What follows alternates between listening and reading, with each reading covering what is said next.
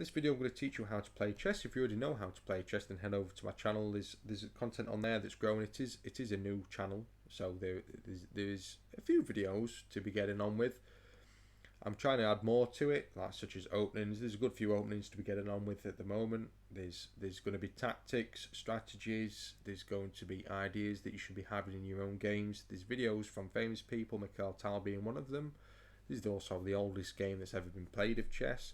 It is new, so some of my earlier videos from as little as a few weeks ago were a little bit slow. I'm getting used to it now, I'm getting to grips with it, so I thought I'd challenge myself and try and teach people how to play chess. So, if you don't know how to play chess, then this video is probably for you. Now, everybody's probably seen a chessboard, and you're probably going to ask, why are only half the pieces on the board? It's just going to be a little bit easier for me to explain the game of chess and how to set the board up. This is why. So we'll get the pieces on the board shortly when I teach you how to set the board up. Now, before we start, it's important to know that when you first get your board, you want a white square in your bottom right hand corner, whether you've got the white or the black side. So notice there's a white square in the bottom right hand corner for black. There's a white square in the bottom right hand corner for white.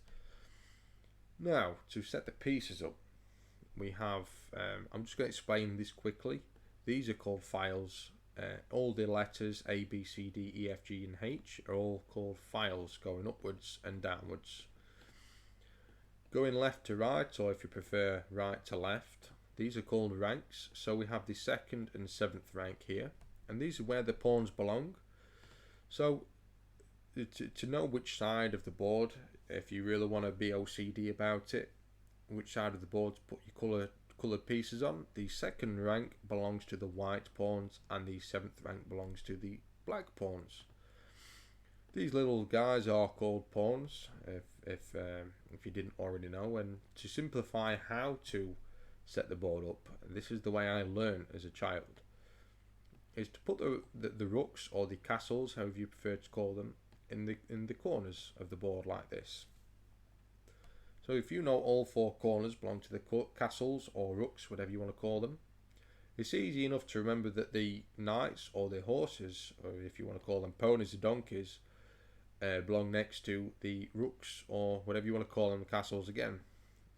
So we have the castles in the corners, and we have the knights or donkeys or ponies, whatever you want to call them, next to the rooks. We're halfway there. We know where the pawns go. We know where the knights go, and we know where the rooks go. So there's only 4 more squares to fill in. Okay, so from here, if I say to you that the king and queen go into the middle 2 squares, you know where the bishops are going to go. Right here. And if you want to know which square the king goes on and which square the queen goes on, if we say white queen white square, black queen black square, there's only 1 square left for the king. That's pretty obvious. Oops. So that's how I learned. We have the rooks in the corners, the knights next to the rooks, and the bishops, well, there's only 1 square left for them to go if the king and queen belong in the middle. And then we have the white queen on a white square, white queen on a white square, and the remaining square is the king. So black queen, black square, white square. The first move of every chess game belongs to the white, so white always makes the first move. The first move in chess, bear in mind, this is just a little rule to remember. The only piece that can jump over other pieces is the knight. So you may see a game of chess start like this. You may see a game of chess start like this. And bear in mind, it can be any knight that starts, it can be any pawn that starts. The pawn doesn't have to move 2 spaces the first move, it can move 1. So you may see a game start like this. So, if the first pawn move of each pawn, so we have this pawn here, for this first move, it can go forward twice. It can go forward once if it likes. But it's important to remember that once the pawn has moved, it can never move twice again. And pawns can only move forwards. And it's important to know that pawns can only move forwards, and they can only going forwards. They can't take backwards, nor can pawns take back. They can't move backwards either. They can't do it. If black has a pawn here, this pawn can never go forwards again. They can't take forwards. They can only take diagonally forwards. So I'll just explain that one again. I was doing some stuttering. So white moves first, black moves next, white moves again. Black pawn cannot move this way. They cannot take forwards, and the black pawns cannot move backwards. Black pawns cannot move diagonally unless they are taking a piece or another pawn. So I think that has explained the pawns. So again, just a recap. They can move forwards twice on their first move. They don't have to move twice, they can move once. But once they have moved, they can never move twice again. It's one square at a time after that. And pawns can only take diagonally going forwards any way they choose. They cannot take directly in front of them. So if pawns meet in the middle of the board like this, these pawns are stuck here until they can take on the diagonal. I don't know why I cannot draw arrows, I apologise. So, we'll now move on to the bishops. So, in fact, I think it'd be a lot easier if I just delete all the pieces. We go on to the bishops. We've done the pawns. Move on to the bishops. You have a white square bishop and a dark square bishop. So, the white square bishop can only ever stay on white squares. Dark square bishop can only ever stay on dark squares. It can move forwards, backwards, as long as it's in a diagonal motion. They can move as many squares as they like in any direction. And that covers the bishops. If you end up with bishops like this, you know there's something wrong. So that's the bishops. Here's the knights. Now this is the most complicated piece to learn.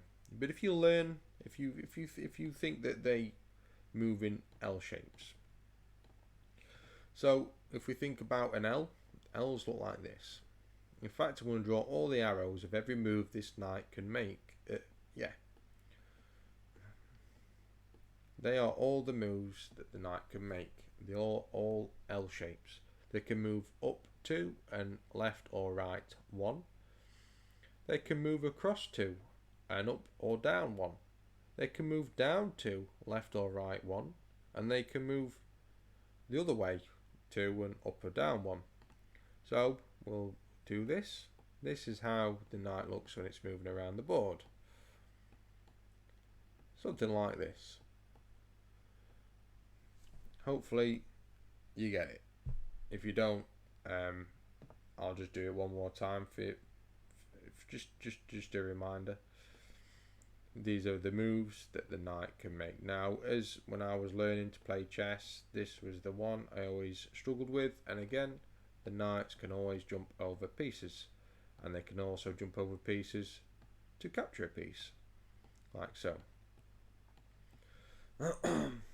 And we've done the knights, so the rooks are fairly easy. They can move up, down, left and right as many squares as they like, just not in a diagonal motion.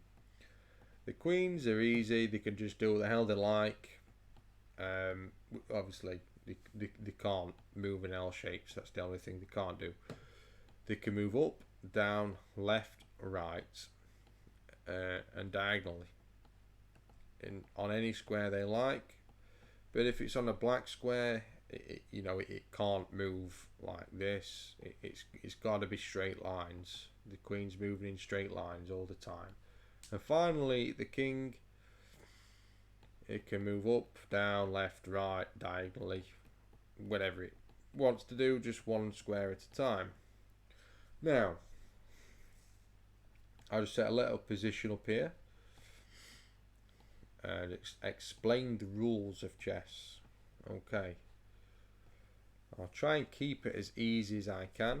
Pretend the black pieces are on the other side. I'm not going to complicate it. Oh, dear me. There we go. have the rooks on the board. We'll stick the queen here. So there's a move called castles.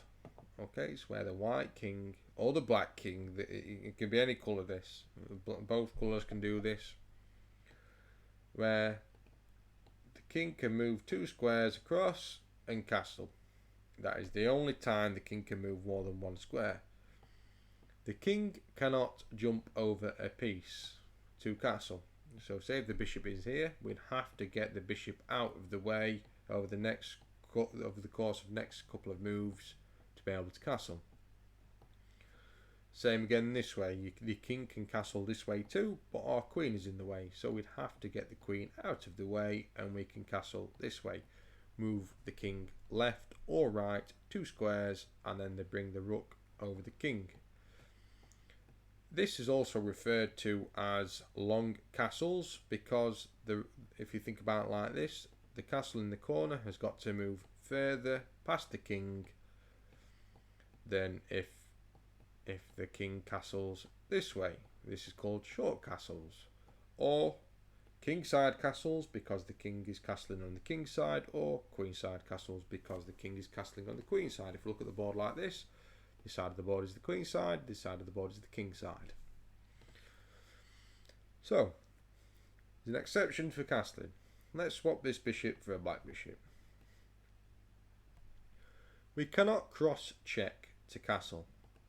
Now I'm going to have to explain checks to you now before I go into this any further. So this is called a check, and the only way to get out of a check is either to block it. We've got no pieces to block it, but let's just pretend there is a piece. We can block a check like this. It can be any piece that blocks the check. A check is where a piece, such as the bishop that moves diagonally, comes into contact with the king. So let's say the bishop started here. The bishop can move to any of these squares, and the bishop chooses this one. This is called a check. Our king is under attack. Now you cannot capture a king in chess. The aim of the game is to make the enemy king not have a move once he is in check. So this is called check. The king has to move or the check has to be blocked. So let's say we move the king out of check and we can continue playing. So in this position, if this was a white square bishop of a black piece, we cannot cross check, because if the king was here, this would be a check. And now again, it doesn't have to be a bishop that delivers check. It could be a knight that delivers check. It could be a rook that delivers check. Again, that is the idea. However, we could castle this way because we are not crossing check. Notice that the square that the bishop covers for the king is here. But let's say we had a dark square bishop. Yeah, we are in check, and it's worth knowing as well, if we are in check, we cannot castle out of check. So if we are in check, we just can't castle out of it. We have to remove the piece or move out of the way. So now that part is explained, we will move on to how to deliver a checkmate. So let's put the black king over here. Let's say white is furiously winning this game. We have, let's just have 2 pieces. We'll have 2 pieces out. Okay, so checkmate can happen in any scenario. All the pieces can be on the board if you're lucky. You may have got to a point where you've just destroyed all of the opponent's pieces. Now, the most simplest way to give a checkmate is to cut off the king like this. Now, the king cannot take a piece if it's going to be in check. So the white queen covers the rook, so the black king can't take it. Should the queen be here, the king can take the rook because there's nothing defending the rook. So when the king takes the rook, it's not in check. So this would be the easiest checkmate. Something like this is the most simplest checkmate in the world. this king has no squares to move to. This square is check, this square is check, this square is check. If he takes the rook, it's check. If he takes the queen, it's check. That is the aim of the game, to make your opponent's king in check, to put your opponent's king in check and not give him a available square to move out of check, and also make sure that he cannot block the check. So basically, whatever black was to do, you would be able to take the king no matter what on the next move. And this is checkmate. So you will never be able to take the king. It's just checkmate if the opponent cannot block the checks or anything like that. Now, there is one thing that may confuse you, and I'm going to show you just really quick. In this position, it can happen on both sides. So black can do it to white, white can do it to black. For the first move, if black was to play for his first pawn move in this position, as long as it's the move straight after, your pawn can actually take like this. This is called en passant. Now, I wouldn't worry about this too much if it's confusing you. It's not an important one to learn for beginners. It's one for more intermediate and later on. So I would, for now, before you start to learn en passant, just go over this video again if you have to. Learn how to play chess, play a few simple games, and if you enjoy the game and you want to improve, then by all means come back to this channel. To be honest with you, I'm going to be humble about it. There's plenty of other channels out there, chess channels, arguably some of the better than this. I do my best, but I'm not going to sit here and claim to you I'm the best one. I am far from it, to be honest. I am new to this. I'm not used to it, so I'm going to be very fair. There are other chess channels out there, and to be honest, you may prefer them. So I'm going to say it right now. Go ahead, check them out as well. There's plenty of chess channels. The idea of my chess channel is to teach you chess, go over openings with beginner to intermediate players, teach them new openings for an advantage when they obviously you need to learn how to play chess first and get used to the game before you start learning this sort of stuff. Going over tactics, strategies, ideas in chess, even showing my games that I play in real life, over the board games, in the league games in the English Chess Federation. So when you get to learn it, the chess can become very fun. For many people, it has done for myself. So before I leave you, I'm gonna say a great big thank you if you watched the video to this point. If there's anything you like about the video, give me a like, give me some feedback, tell me what you like so I can keep doing it. If there's anything you dislike, if you really want, you can give me a thumbs down. And tell me why, if you wouldn't mind. What am I doing wrong? What? It'll only benefit me, to be honest. I'm not a snowflake and take it on the chin. If there's something you don't like, let me know. I can change it and make the experience better for everybody else and yourself as well if you decide to come back. There's if you subscribe, then I am over the moon. I really appreciate it. The whole point of being a subscriber is that you get notified when I make a new video. If I make a new video, you get notified. You come and watch it. It equates to the views they get on the channel, on the videos. That's sort of the point of YouTube. I'm not going to sit here and tell you it's not, and that is the point. So, yeah, hopefully you've learned how to play chess. You can go and have some fun. Hopefully you have some fun and you come back and look at my other videos and decide that you want to take it seriously and learn some openings to claim an advantage. I also stream chess.